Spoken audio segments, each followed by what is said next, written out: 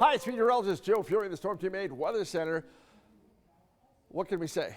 It is one of the worst hurricanes ever to hit the continental United States.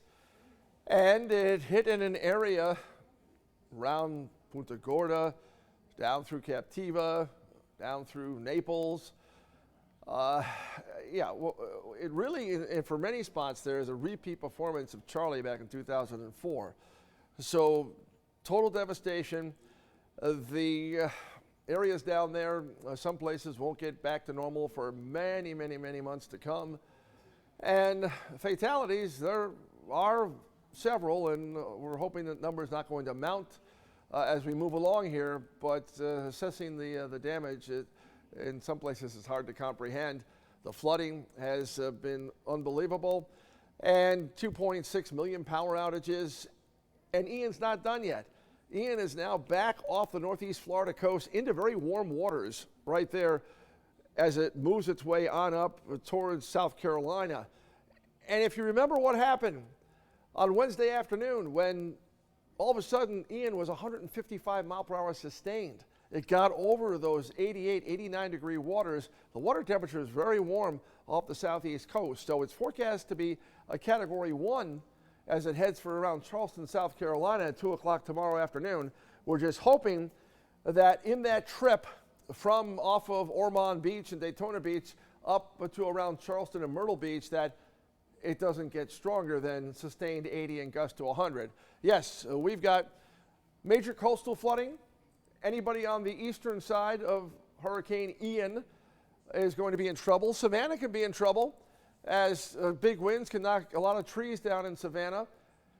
And we're talking about Myrtle Beach and up to Wilmington, North Carolina, that's under the gun for some big, heavy flooding rains, big coastal flooding and power outages.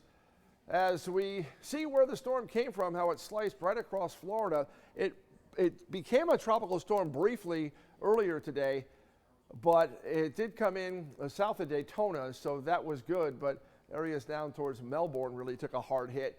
Now, Hurricane Ian's going to come in around Charleston, Myrtle Beach, and then go all the way over inland, Charlotte, Raleigh, on over towards Roanoke.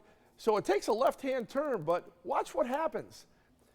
We are going to see a slug of moisture from Ian come right up the eastern seaboard. See how the storm goes left, but there's a piece breaks off and comes right into Connecticut, and it's going to spoil our Saturday, the first day of October. So that's what we're looking at right now. And at the same time, big high pressure ridge is going to build down out of eastern Canada. We were hoping that high was going to keep this away from us, but that's not the case. And now we're going to have, well, moisture stuck to the south, the high to the north, a tight pressure gradient. The wind is going to really pick up. It's going to get really nasty around here Sunday, early next week in terms of strong winds. Coastal winds are going to be strong. Could have coastal flooding right through Long Island Sound as we go into Sunday and Monday. So we got to watch that situation. Watching out for a little scattered frost in far northern Connecticut and western Massachusetts if not too many clouds are in tonight. Temperatures around 40 inland and mid to upper 40s at the coast. A lot of clouds tomorrow. Highs in the 60s. We stay dry through sunset at 6:37. And then there's your rain Saturday. Raining in the morning. Rain still around in the afternoon. But it might taper off in the, sometime in the evening. And then Sunday morning might just be kind of damp and windy. And then some more rain tries to come back in during the afternoon and into the evening, and you can just see how the rain is just kind of sticking nearby right into early on Monday and Tuesday. So bottom line is the wind's not too strong on Saturday, but Sunday, look at these winds ramping up 30 plus miles per hour. Very windy into early next week. Still on the unsettled side, daytime highs in the 50s and 60s, overnight lows in the 40s. So there's a lot to figure out for the first several days of October in terms of wind and rain. We're not getting Ian. We're not getting a major hurricane or tropical storm. We're just going to get into unsettledness and for outdoor events that are going on this weekend. Not so good. So stay tuned Friday. Gil first thing in the morning to break things down, get a better idea on what's happening here and the Carolinas as to the hurricane rolling in there during tomorrow afternoon. All right, I hope you're feeling well. Bye.